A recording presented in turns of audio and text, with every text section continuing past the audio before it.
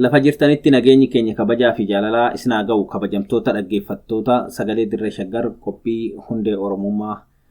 Sagantaa keenya har'aatiin haala waliigalaa godaansa Gadaa Tuulamaa irratti xiqqoo bifa kana dura isin biraan gahaa turerraa adda ta'een isinii dhiyeessuu filannee jirra. Hanga xumuraatti akkan waliin turtan kabajaan isin affeerra.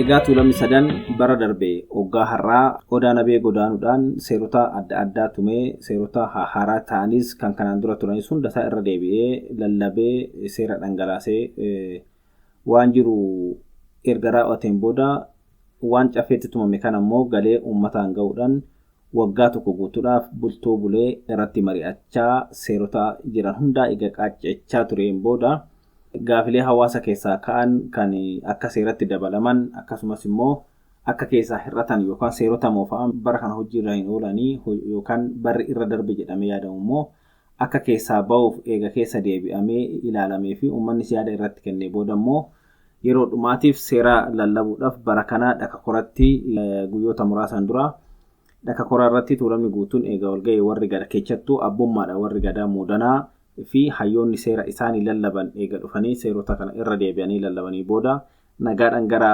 hunduu qe'ee ofiitti galee jira. Abbaa Gadaa Tuulamaa ta'uudhaan waggoota 8 darbanii fi Gadaa Tuulamaa miseensa Gadaa Meelbaa kan gaggeessaa turan Abbaan Gadaa Goobana Hoolatis alangee eebbisanii dabarsaniiti gara yuubomaatti caanii jiru jechuudha.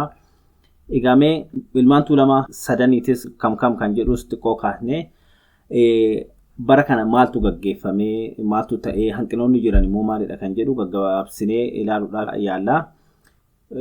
Godaansa kanaan egaa kan hirmaate ilmaan Tuulamaa sadaniiti. Ilmaan Tuulamaa sadan jechuun Daacii, Bachoo fi Jiillee akkuma tartiiba yaame kan ammoo sadan kana keessaa hangafni Daacii kan itti aanu Bachoo Quxusuun immoo ilmaan Tuulamaa keessaa Quxusuu kan jedhamu Jiillicha warra Jiilleeti jechuudha.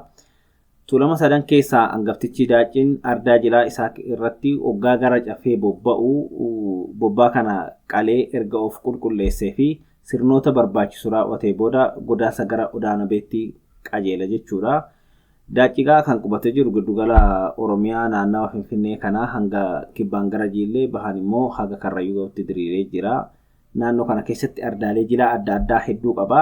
Innis ardaa jilaa ofiitti irratti haxaarratee falatee hunduu akka gosa gosaatitti gaaddisa qabutti malkaa qabutti eega qulqulleeffatee booda gara Odaa Nabeetitti kan godaanu jechuudha. Godaansuma bara darbe kan Odaa Nabee jalqaba godaanan kana jechuudha. Ittaansee warri jahan Bachootis miseensota yaa'ii isaa hundaa qabatee ardaa jilaa malkaa hawaas irratti haxaarratee wiirtuu Gadaa Tuulamaa gara Odaa Nabeetitti dhufa jechuudha. Innis bifa kanaan ardaalee jilaa naannoo isaatitti jiru hundaa kan haxaarrachuun irra jiraatu haxaarratee kan eebbifachuun irra jiru eebbifateeti garasitti hayyicha isaaniitiin yookaan miseensota bara kana cafee godaananii durfamuudhaan garasitti deemu. Haaluma kanaan warri Jiilleetis egaa warri Jiillee akkuma dura kaasuudhaaf yaadne ilmaan Tuulamaa sadan keessaa Jiillee Quxusuudha. Quxusuun Jilbaa Quxusuu faana. Quxusichi kun Bachoo Jiillee kun baay'ee hawaasa bal'aadha. Daangaa Arsii Oromoota Arsiitii wal daangessu garasii hanga Karrayyuu asiin immoo gara Galaan hanga laga Awwaash ga'utti gara dhiyaatiin immoo hanga Oromoota Sooddoo ga'utti daangessa lafa bal'aa kanarra qubatee jira jechuudha. Kana keessa qubatee jira. Jiillichis wiirtuu ardaa jilaa guddaa kan Jiillee guutuu yookiin ja'an Jiillee irratti wal ga'an kan mataa isaan qaba. Innis gafarsa kormaati. Achitti immoo waaqa isaa kadhachuun sa'a nama eebbifachuun bobbaa qalee qe'ee walaannaa isaa dubaa yookiin halchiisa yookiin duulootti dhiifatee gara Odaa Nabeetti godaana jechuudha. Asumaan addatti warra Jiillee wanti adda godhu aadaa Tuulamaa guutummaatti bifa jedhamuu danda'uun haga ammaasitti hanga daangatitti gosti qabatee harkaa jiru kan namni tokkolleen yookiin gosti xiqqaan tokkolleen Gadaa keessaa hin hafin haga har'aasitti warra Jiilleetti aadaa qulqullittii ganamaa sana qabatanii deemanii asiin ga'uudhaan Tuulama keessatti maqaa addaa qabu warri Jiillee baay'ee gosa leellifamuudha. Balbala sirna isaa jabeessee qabee asiin gaate. Haala kanaan Tuulama keessatti bifa addaatiin ilaalama jechuudha warri Jiillee. Egaa haala kanaan hundi isaaniitu egaa malkaa yookiin ardaa jilaa qe'ee ofiitii qaban hundattuu haxaarratanii eebbifatanii wal eebbisanii booda gara caffee yookiin Odaa Nabee godaanu jechuudha.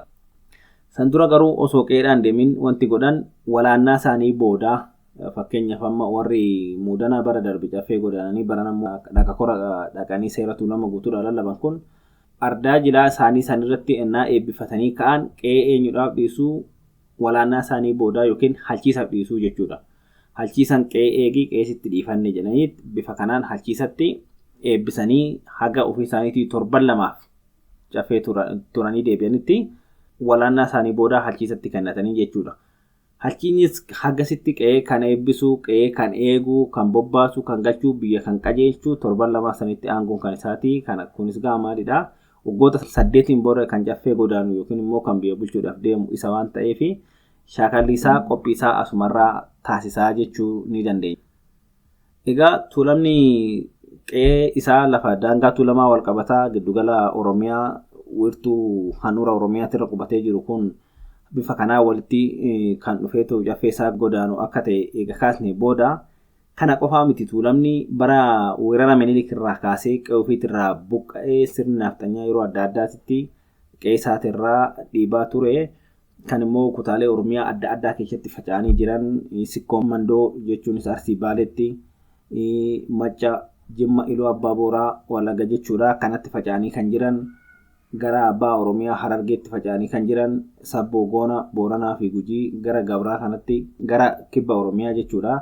Garasitti godaananii yookiin baqatanii achitti yeroo dheeraadhaaf wal horanii jiraachaa kan turan akkasuma immoo darbee gara Kaaba Oromiyaa hanga Raayyaa fi Asaboo ga'uttis tuulamni baqatee jiru hundisaatu bakka jiru gadaasaa warri qabatee jiru gara Odaa Nabeetitti ni godaanaa jechuudha. Gaafni tuulamni Oromiyaa guutuu keessa jiru kan immoo sirna ofiitiin buluu fedhu gara Araddaa Abbaasaa ganamaasitti dhufuudhaan guyyaatti wal argu wiirtuu caffeetumaa kan tuulamni godaanu kana jechuudha. Achitti wal argaa jechuudha.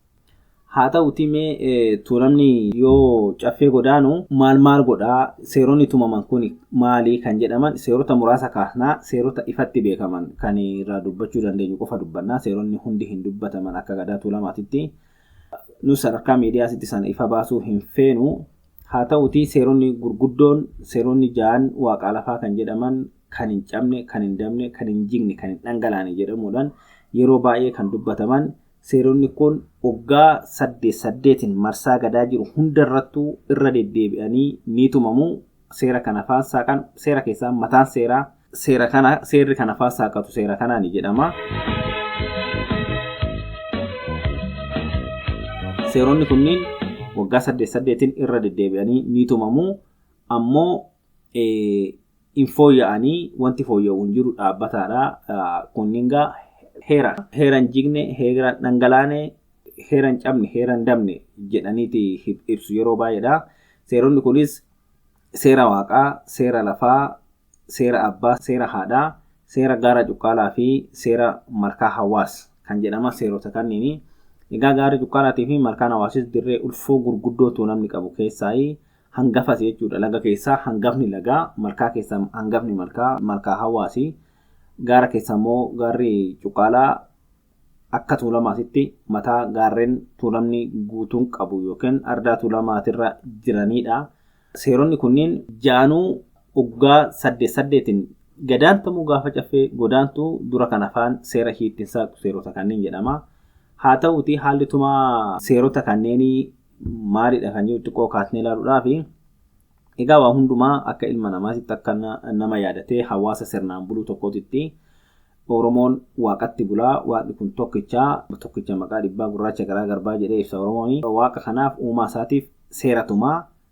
Seerri kun seerri jalqabni tumamuuf waaqaaf achi keessatti waaqni ulfoodha jedhu. Egaa wal jalaa qabanii tumu jedhama. Waggaa wal jalaa qaban akka seera yaasu waaqni ulfoodha jedha. Akka jalaa qabu waaqni maaliif ulfaate jedheeti immoo sababa isaa gaafata jedhanii. Kunis waaqni maaliif ulfaataa waa hundaa uumee dachee uumee akka uumamni irra jiraatu uumamaaf immoo waan ittiin jiraatan waan sadoof qananii waan jiruuf jireenya isaanii hundaa kan laateef waaqa waan ta'eef akkasumas akkuma uumamnu lafa kanarratti uumamuu fi immoo waan ittiin jiraatus akka godhu kan godhe isaa ilma namaatiif ammoo dabalataan sammuullee uumama biraa hundarraa caalchisee waan kenneef bifa addaatti waaqni ulfoodha sababoota jedhu tarreechaniiti waaqni ulfaatadha jedhanii lallabu jedhama. Achirraa haga ammaatti ragaan arganne kan agarsiisu Ittaasee immoo waaqattaansee seerri lafaaf tumamaa lafti ulfoodha jedhanii lafti maaliif ulfoo taate jedhanii immoo namni seera jalaa qabu yoo gaafatu lafti uumama ofii ishiitiifis uumama taate uumama waaqni uume hundumaa kan baattu, kan soortu, kan magarsitu, jiraa gubbaatti baattee du'aas immoo kan garaatti baattu, waan jiraan ittiin jiraatu hundaa immoo bishaanis, margas, midhaanis waan hundumaa jechuudha kan magarsitu kan baattu ishiidha. Kanaafuu dacheen yookiin lafti uumamni kun hunduu irra jiraatu kabajaa fi seera waaqatti aanu qabdii jettee tumti Gadaan Tuulamaay.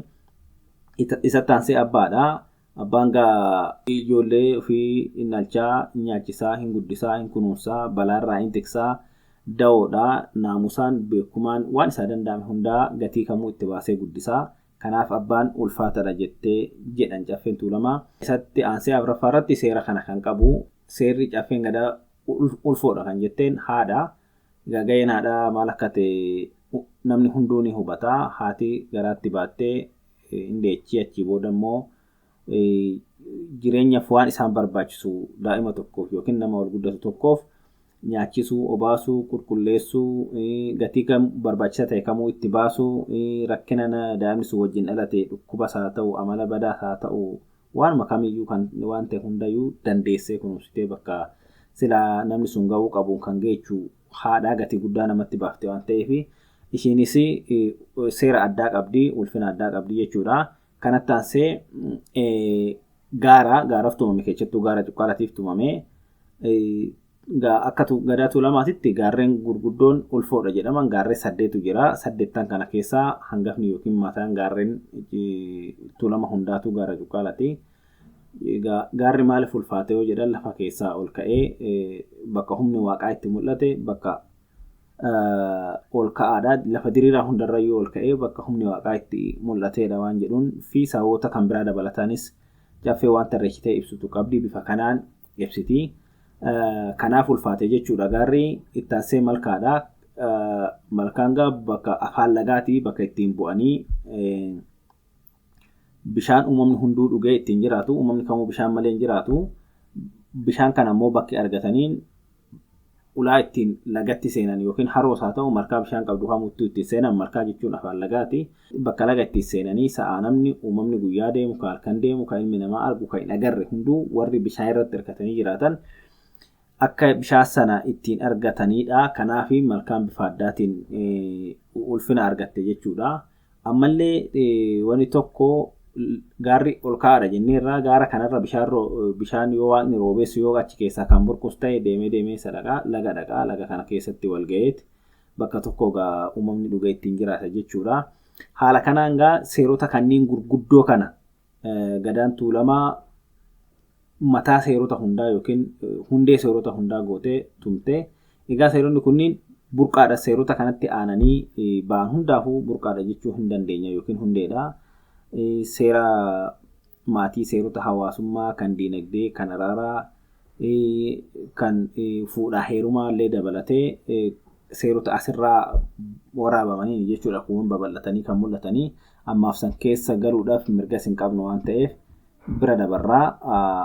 Egaa haaluma kanaan Caffeen Gadaa Tuulamaa bara kanaa mootummaatti seera guutuu kan Tuulamni waggoota 8 itti aanan kana ittiin bulu, ittiin qajeelfamu yoo waanumti fedhe rakkoolee ta'e kan jijjiiruu hin danda'amne waggoota 8 kanaaf kan hojiirra oolan guutummaatti lallabeetii Tuulamni muudanni hunduyyuu gara qe'ee ofiitti galee jira. Haala bareedaadha jedhamuun xumurame kanneen jedhanii warri achi turan haala gaariin ibsanii jiru. Manguddoonnis wantoonni garaagaraa jira. Yaadonni garaagaraa ibsamanii akka gaariitti addaan galuu isaatiinus kan quba qabnu. Abbaan Gadaa akka Gadaa Tuulamaasitti abbaa Gadaati waggoota 8 dhufuuf abbaa Gadaa ta'ee ni tajaajila kan jedhamus abbaa Gadaa Geetuu Taliila Tufaa Odaa muudanni aangoo isaa yookiin alangeen eebbifamtee fi fudhatee galee jira.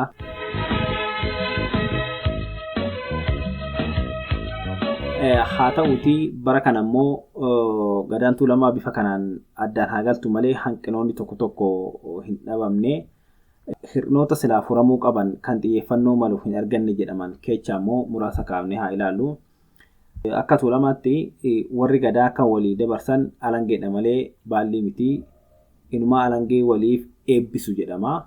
Kan baallii waliif dabarsu akka tuulamaatitti foolleedha. Foolleen baallii goffoo ishiitti godhattee ittiin sirbaa waggoota 8 guutuutti sirbaa turte gaafa gadaa ofii galchitu foolleen gadaa walii dabarsiti. Akka tuulamaatitti abbaa gadaa wanni jedhamus hin jiru. Ammoo kan walii dabarsanis miseensa guutuudhaaf dabarsa malee baallii kana namni tokko nama tokkotti hin dabarsu. Baalliin kan walii dabarsan warra foolleeti. Akka gadaa tuulamaatitti foolletu baallii walii dabarsa malee gadaan warri lubaa, warri gadooman, warri silaa biyya bulchan, warri alangee qabachuu danda'an baallii walii hin dabarsan. Durumayyuu baallii harkaa hin qaba waan ta'eef baalliin isaa waliif dabarsan hin jiru. Asirratti hubannoon gahaan warri gadaatis irraa dubbate bara kana hin jiru. Miidiyaaleen garuu bifa kanaan gabaasaa turanii qondaalonni mootummaa, namoonni dhageettii qaban, namoonni siyaasaa hammeenyaaf osoo hin taane hubannoo dhabarraa jenneetuma hubannaa. Hubannoowwan kanneen akka qajeelatti ifa akka ta'anii fi wanni hojjetame hin mul'anne jechuu hin dandeenya. Inni kan biraa tokko kan ifa ta'uu dide yeroo baay'ee irra deddeebi'amee kan dubbatamaa ture akka sirna gadaa tuulamaatti abbaan gadaa hin jiru. Abbaa gadaa wanti jedhamu hin jiru. Kan jiru kan biyya bulchuu hayyuudha. Hayyuun immoo filannoon osoo hin taane hangafummaa fi ayyaantummaan qajeela jedhama gadaa tuulamaa keessatti. Akka gadaa dur jirootitti jechuudha. Kanaaf miseensi tokko yoo gadaa isaa xumuru goodatee yookiin dhagna qabatee sirna hundaa fixatee keessaa galaa. Garuu san dura gaafa dabballummaa irraa gara foollummaatti darbu miseensa gadaa isa dursitu irraa baallii fudhata yookiin baallii waliif dabarsu jedhama. Innis kan gaafa foolluma isaa jechuu keenya. Kunis namni yookaan miseensi tokko dabballummaa irraa gara foollummaatti yoo darbu kan foollummaa irra ture ammoo baallii kennee foollummaa irraa gara raabaa yookiin dooritti deema. Kanaan ala miseensi gadaa ofii godaanee gale goodatee sirna xumura malee gadaa wal harkaa fuudhuu gadaa tuulamaatitti wanti baratame hin jiru kana dura. Garuu bara dhiyoodhaas godhamaa jira. Sababa maaliitiif godhame kan jedhu haga ammaatitti ibsi wal fakkaatan dhalootaaf hubannoo wal fakkaataa hubannoo waaltaawaa fi qajeelaa ta'e tokko haga ammaatitti wanti kenname hin jiru. Kan Oromiyaa keessaa gosoonni hunduu Oromiyaa gadaadhaan bulaa turanii hamma ta'e gaalaafaa fi jabaataa kan deeme bakka bakkatti walaa darbu malee abbaan gadaa filatamee abbaan gadaatitti baallii dabarsan keessattuu kan Booranaa fi Gujiitu dhagahamaa ture malee kutaalee Oromiyaa biraatitti abbaan gadaa akkanatti walii dabarsu hin jiru. Kun immoo sababa haga ammaatitti ifa ta'e ifatti hin ibsamne yookaan tumaa seera caffeetiin ifatti beekamtii yookiin lallaba hin arganneen tuulama keessatti hojiirra oolaa jira. Haga ammaatti falmii tokko ta'ee itti fufee jira jechuudha. Hayyoon yookiin hangaftichi miseensa sanaa ammoo dafee yoo hin godatu ta'e miseensi hunduu eega dhagna qabatee dheeratee booda ofii qabataa. Isa boodatti namni hafee godatu hin jiru. Yoo tariitii kana fullee ta'e namni sun mirriigaa yookiin nama gadaa oolee yookiin nama bara gadaa isaa keessatti dhagna hin qabatin jedhamuudhaan qeeqamaa jiraata jechuudha. Baay'ee arrabsamasii baay'ee namni kun maqaa gaariidhaan osoo hin taane maqaa badaadhaan yaamti foolleen bara hundaan ni arrabsiti jechuudha. Kanaafuu hayyuun yookiin abbaan kolbaasiin jedhama darbee gara waxabajjii gara walakkeessaatti akka lakkoofsa Itoophiyaatti jechuudha. Naannoo guyyaa 12 fakkaata. Naannoo kanaatitti ofii isaatii dhumarra goodatee bitimaa butaa gadaan miseensota isaa hunduu achirratti dhaabbattee achii booda humtuu itti deebi'ee goodachuus ta'ee ani gadaadha jechuu hin danda'u illuu booma malee jechuudha warri sanii achi. Kunis kan godhamu waxabajjii bara 2019 akka Itoophiyaatti bara dhufu jechuudha kan raawwatu. Waggoota itti aanu kana waggaa tokkicha hafe kana keessatti wanti kun hunduu dhumachuu qaba jechuudha. Gadaan takka egaa kan godattu caffee godaantee galtee dhuma waggaa 8ffaatti hayyuun isaanii waxabajjii walakkeessaa bitimaa butaa achumaan waan hunduu raawwata jennee goolabuu ni dandeenya jechuudha.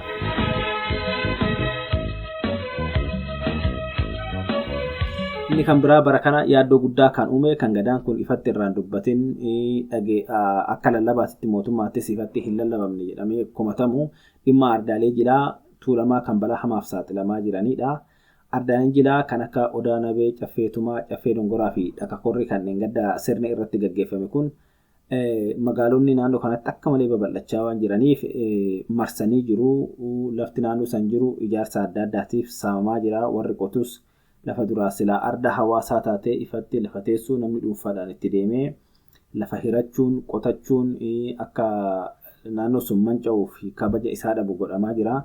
Kanneen magaalaan bira geesse kan akka Caffee Dongoraa fi Caffee Tumaa ammoo ijaarsaaf ijaarsan fudhatamanii jiru. Kun kosiin irratti gatameera.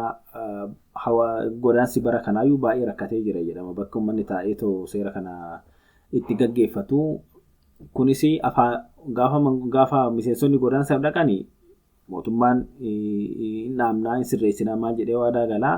Innaa isaan galanitti namni dhaqee eegumsa gaarii godhuuf hin jiru waan ta'eef kunis saamichaaf akka saaxilamu yookiin balballi banamu godhee jira jechuudha. Haala kanaan caffeen ardaaleen jiraa tuulamni qabu. Sababa bal'ina magaalota naannoo kana jiraniitiif dagannaa qaamolee dhimmi ilaallatuutiin akka malee balaa hamaaf saaxilamuuf jira. Abbootiin gadaa mootummaa fi miidiyaaleen haga ammaatti xiyyeeffannoo fi birmannaa barbaachisu godhaa fi hin jiran jedhamaa jira. Kunis bara kana lallaba sirrii ta'e sagalee sirrii ta'e amma alangee wal harkaa fuudhame kanallee pirezidaantiin naannoo Oromiyaa Obbo Shimallis achi turanii isaanittis wanti kun ifatti waan himame fakkaatu. Walumaa galatti lallabaa fi sagalee barbaachisaa ta'e hin kennamnee fi ardaaleen jiraa kun waggoota 8 hanga halchiisni waggaa 8 irraa deebi'ee godaanutti achitti eeguu hammuma bara kanaatu ni ga'uu kan jedhu yaaddoo guddaa uumee jira jechuudha. Nutis akka keenyatti akka miidiyaa keenyatti wanni kun dhageettii sirrii fi barbaachisaa ta'e horachuu qaba kan jedhu yaada keenya asuma ibsachuu barbaanna. Kanatti aansee wanti akka safuutitti yookiin dhimmoota gadaan tuulamaa seera tumtuuf keessaa tokko waa'ee lubbuuti. Lubbuun uumama hundaatu waaqa duratti walqixa jettee amanti gadaan tuulamaa. Kanaafis seera tumtee jirti. Kanaaf namni lubbuu kamuu baasu gumaa kaffalaa gumaa baasaa kan jedhu seeronni hedduun ni jiranii. Kumaan beeladootaafis bineensotaafis horii mana jiruufis ni baati namni akka malee ajjeese jechuudha. Kun mararfannaa yookiin safuu yookiin gatii guddaa lubbuu waan uumeef godhamudha. Haa ta'u bara kana wanti baratame maalidha immoo ija kaameraa duratti lubbuu baasuun korma qaluun ija namaa fi safuu lubbuu waaqatiif jecha mararfannaa yookiin immoo xiqqoo safeeffachuu dhabuudhaan kaameraa itti dhaabaniituma yeroo irra dhaabbatanii albeedhaan sangoota yookiin korma achitti sila dhimma adda addaatiif qalamu ifatti yeroo qalaa waraabaa agarsiisan dabarsantu ture. Kunis roobni tokko ittiin horamne safuu lubbuutti feega jedhamee liivii akkasitti kaameraa duratti qaluun suni maaliif barbaachisee xiqqoo eega itti aggaamame booda kaameraan irraa qabame maal ta'a kan jedhu yaadonni adda addaa kallattii adda addaatiin ni ka'a. Gadaan takka kan kallattiidhaan xiyyeeffannoo guddaa kennitee fi seera lubbuutiif tumtee lafaa qabdu lubbuu tokko innaa akka kanatti bahu maaliif namni hundi dubartiin daa'imni namni dhiiga jaalatu kan dhiiga hin jaalanne yeroo lubbuun baatu hin jaalanne kan miirri isaa baduu danda'u hundi walqixa akka laaluu danda'utti maaliif godhame kan jedhamu komiin ni ka'a. Kunis akka hanqinaasitti ka'ee jira jechuudha bara kanaa.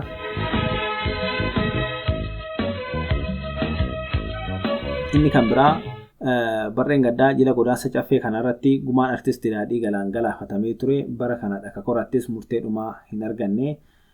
Dur dhimmoonni akkanaa keessattuu ilmi mararaan akkanaa yoo lubbuunsaa harka namaatti baddu keessattuu ilmumti tuulamaa qe'ee tuulamaa irratti lubbuu namaatiin yoo baddu dhugaasaan qoratanii baasuu fi gumaasaas akka ba'u gochuun waan baratamaa ture.